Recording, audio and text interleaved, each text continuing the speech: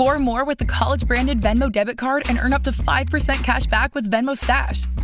Got paid back? With the Venmo debit card, you can instantly access your balance and spend on what you want, like game day snacks, gear, tickets, and more. The more you do, the more cash back you can earn. Plus, there's no monthly fee or minimum balance. Sign up now at Venmo.com/collegecard. The Venmo MasterCard is issued by the Bancorp Bank N.A. Select schools available. Venmo Stash terms and exclusions apply at venmo.me/stash terms. Max $100 cash back per month. For the News and Observer, I'm Lars Dolder, your host for this episode of Under the Dome for the week of Monday, July 3rd, 2023. I'm here with two of our politics reporters, Korie and Bajpai. Both of you have had very busy weeks with the Supreme Court of the United States keeping us busy. Two landmark rulings in 1 week, both with pretty strong 6-3 voting margins, both with direct North Carolina connections.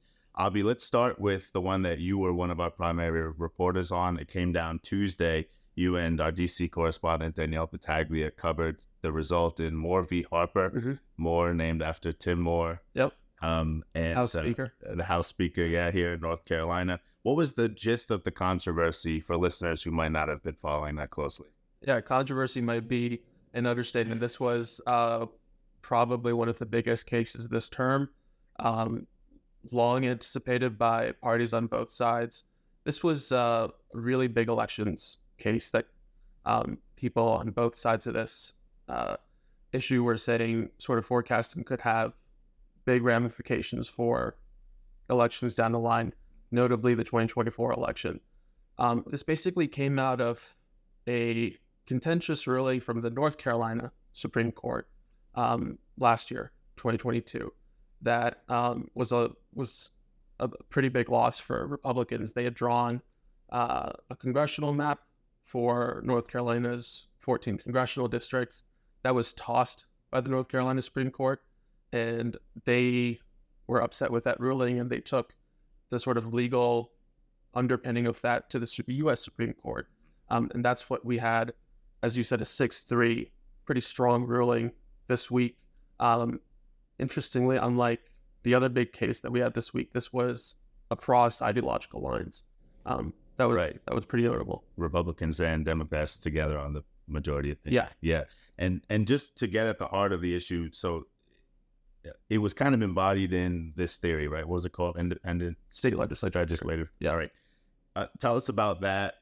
Why the Republican supermajority here in North Carolina, it wasn't a supermajority at the time, but why they were adamant that was what they were power they should have. Yeah. And why many feared that was essentially undemocratic and could upend the way elections operate in this country. Yeah. So that theory doesn't sort of start with this case. That's been around for some time, especially in conservative circles, constitutional law circles.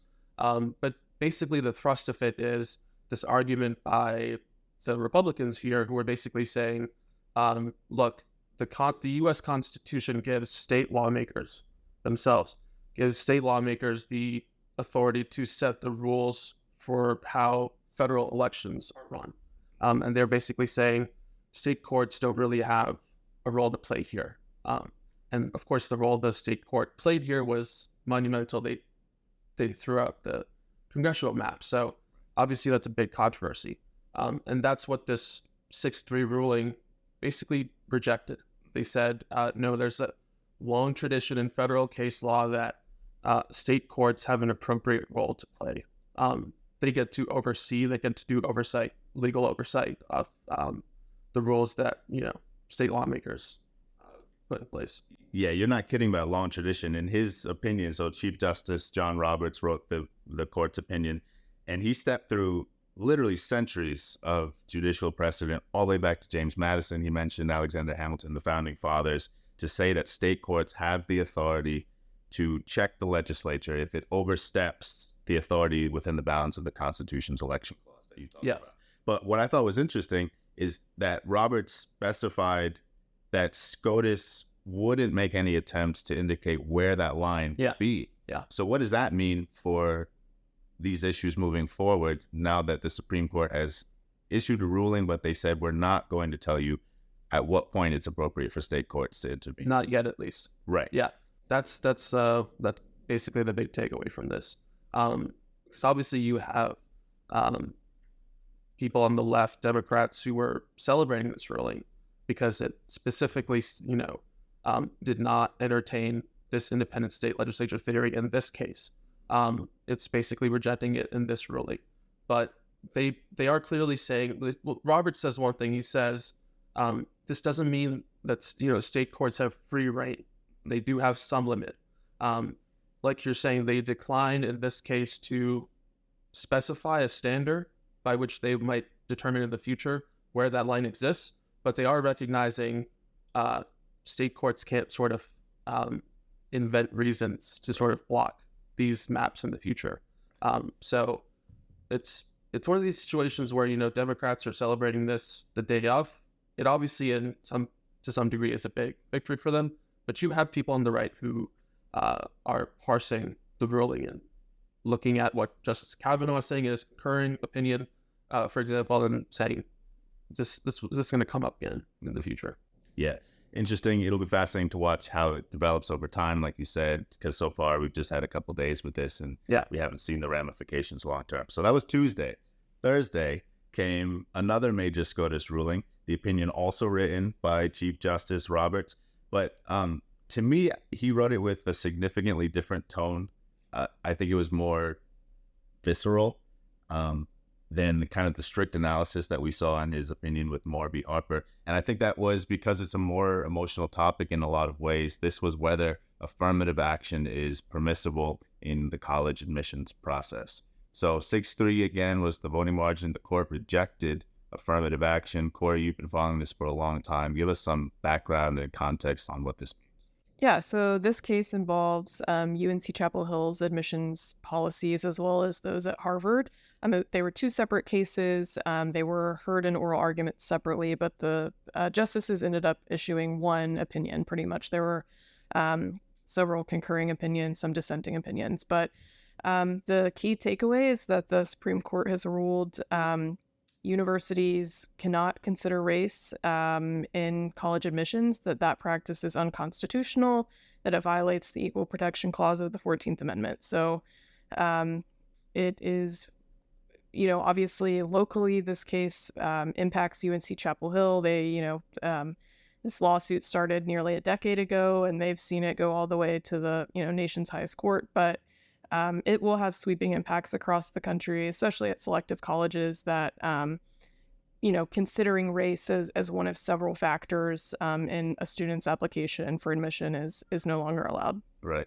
So we saw UNC, for example, who was part of this case. They issued a statement not long after it came out, and they said they're still committed to diversity in their student body and looking basically to achieve the same things, but without affirmative action as the vehicle by which they do that. So what does that mean? How might we see universities trying to accomplish the same things?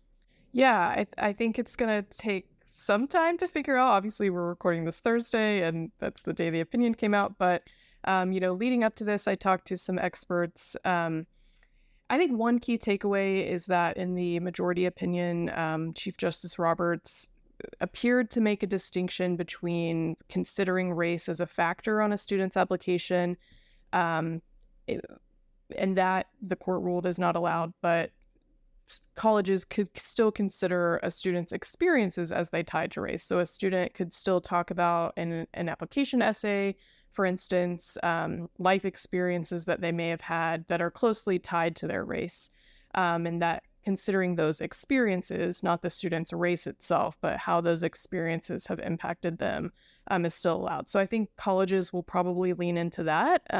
Both UNC, or at least UNC, I know, and several colleges, thousands of colleges around the country use the Common Application, which is just a platform, a forum for colleges to host their applications. And the Common App has said that they will create resources to help students talk about their experiences in a way that comply with the law. So I think that colleges will hone in on. There's also the idea of race-neutral alternatives in admissions, and that's the idea that there are alternative factors besides race that colleges could still use to achieve some diversity interests. So things like socioeconomic status, geography, where a student lives, can be used not as proxies to race, but to still achieve a somewhat diverse student body. So I think we may see colleges emphasize those factors instead. Yeah. Lots more for us to unpack there. We'll look out for your reporting. I know there are many more stories to come. And with UNC right in our backyard, we'll be exploring this for months into the future. We're going to take a quick break now. When we come back, we'll talk about some other news that might have gotten buried a little bit with all these SCOTUS rulings coming down, but still big news in North Carolina. And then we'll jump into our headliners. So good, so good, so good. New spring arrivals are at Nordstrom Rack stores now. Get ready to save big with up to 60% off Rag & Bone, Marc Jacobs, Free People, and more. How did I not know Rack has Adidas? Because there's always something new. Join the Nordy Club to unlock exclusive discounts, shop new arrivals first, and more. Plus, buy online and pick up at your favorite Rack store for free. Great brands, great prices. That's why you Rack. Chronic migraine, 15 or more headache days a month, each lasting 4 hours or more, can make me feel like a spectator in my own life. Botox, onabotulinum toxin A, prevents headaches in adults with chronic migraine. It's not for those with 14 or fewer headache days a month. It's the #1 prescribed branded chronic migraine preventive treatment. Prescription Botox is injected by your doctor. Effects of Botox may spread hours to weeks after injection, causing serious symptoms. Alert your doctor right away, as difficulty swallowing, speaking, breathing, eye problems, or muscle weakness can be signs of a life-threatening condition. Patients with these conditions before injection are at highest risk. Side effects may include allergic reactions, neck and injection site pain, fatigue, and headache. Allergic reactions can include rash, welts, asthma symptoms, and dizziness. Don't receive Botox if there's a skin infection. Tell your doctor your medical history, muscle or nerve conditions, including ALS, Lou Gehrig's disease, myasthenia gravis, or Lambert-Eaton syndrome, and medications, including botulinum toxins, as these may increase the risk of serious side effects. Why wait? Ask your doctor, visit BotoxChronicMigraine.com, or call 1-800-44-BOTOX to learn more.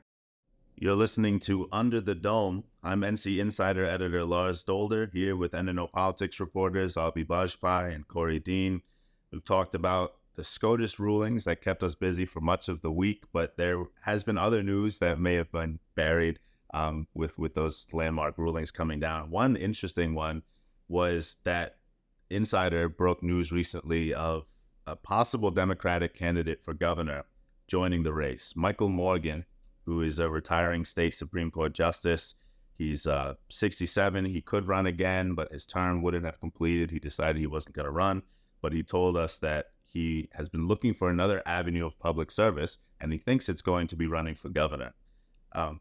It's a big deal in part because so far there's only been the one Democratic gubernatorial candidate, the Attorney General Josh Stein, who looked set to cruise through the primaries.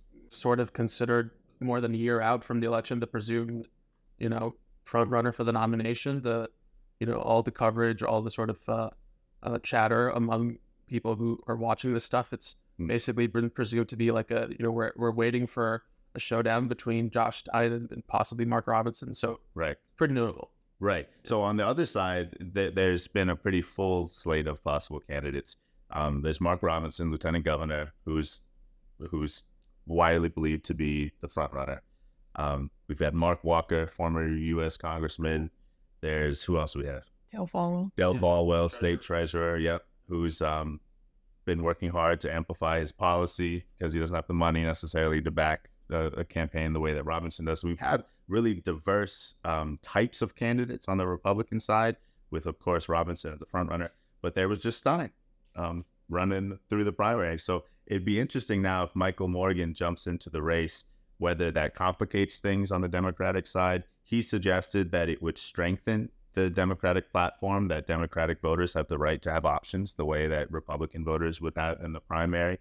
And he thinks that his candidacy would be a better competitor against someone like Mark Robinson, presumed to win. Strong, basically suggesting, I think, that Democrats would be putting a stronger foot forward, right, by selecting him. Yeah.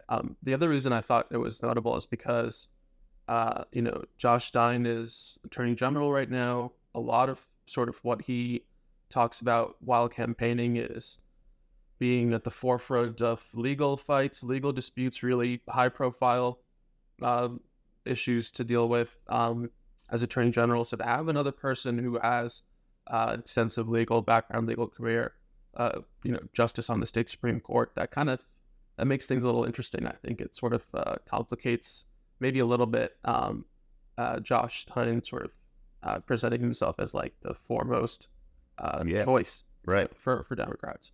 Because Morgan could easily adopt a platform that's pretty similar to Stein's in that respect, because they come from that same world in the legal system.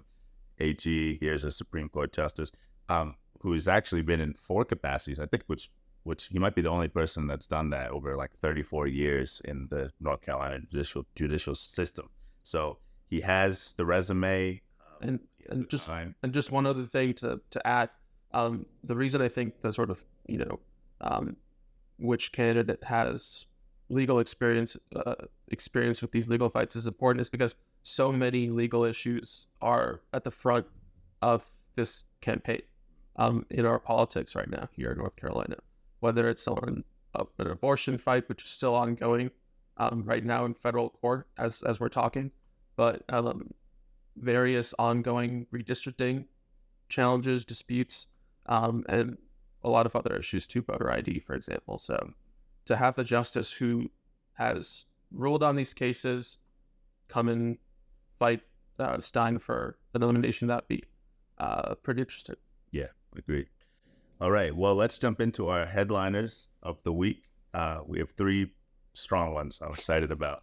Let's start with you, Avi, while we're in the politics world of things, and we're talking about legalese and people's finessing their way through political fights. Yeah, parliamentary procedure and such. An interesting, what do you call it? Maneuver. That's good. By a senator this week respecting marijuana. Yeah. So Senator Bill Rabon is one of the most powerful senators to North Carolina. He's the chair of the Rules Committee. He gets to decide which bills move forward in the Senate, go to the Senate floor. He is one of the biggest proponents, maybe the main proponent of legalizing medical marijuana.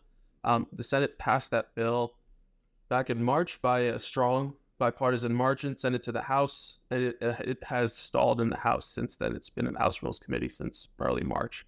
And this week, it seems, Senator Rabon was a little fed up with that stalemate, so he did something very interesting. He took a bill that the House sent over that was a priority of several top House lawmakers.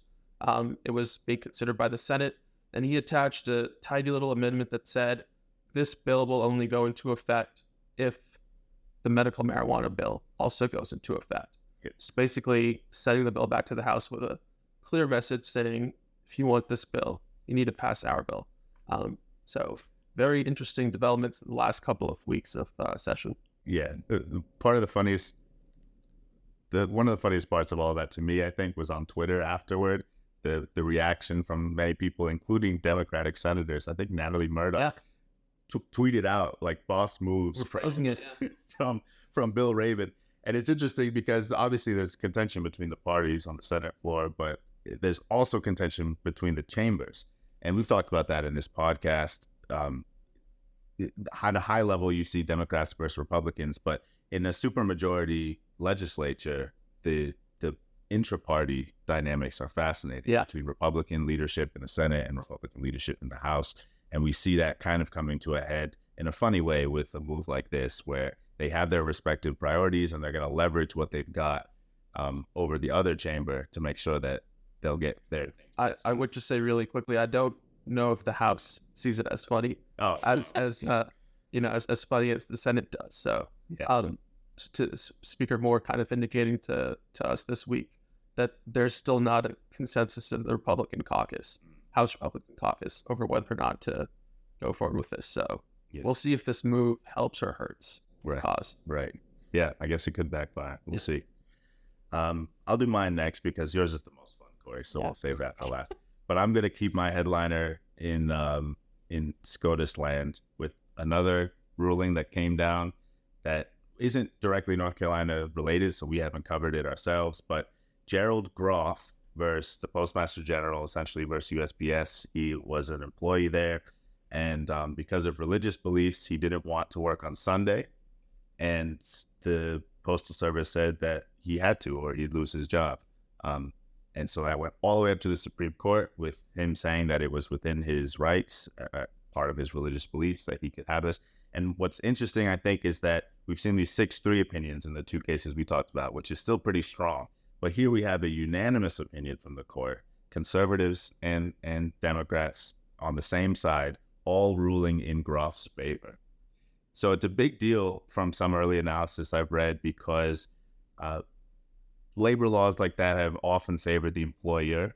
And this sort of sets a precedent that's trending away from that, where employees' individual rights are carrying more weight.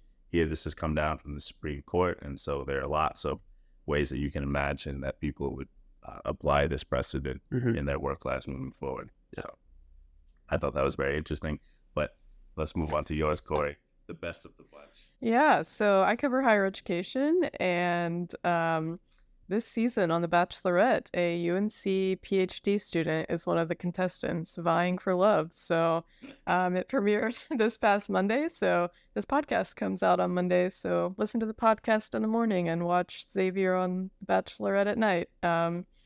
Yeah, that's fun. I'm not covering it directly. We've left that to my former editor and our TV and media reporter, Brooke Kane. But yeah, that's fun. I think, rooting for him and hope that it works out for him. How does one get on The Bachelorette? What is that process like? I think there's an audition process. Probably you send in like a video audition and maybe do some camera tests. I'm not sure, but you have to apply. I don't think if you're a UNC PhD candidate, so like this is a great way to make some extra money. I don't know that you get paid. Okay, I don't know. We'll need to look into that for more reporting in the future. There's a follow-up. Yeah, I think so. Yeah. Well, that'll do it for us for this week. I'm Lars Dolder with the NC Insider and the News and Observer. Thank you for listening. For more from our politics team, subscribe to the News and Observer at newsobserver.com/subscribe. Follow us on Twitter at Under the Dome and NC Insider, and sign up for our weekly political newsletter, also called Under the Dome, at newsobserver.com/newsletters. Thanks for listening.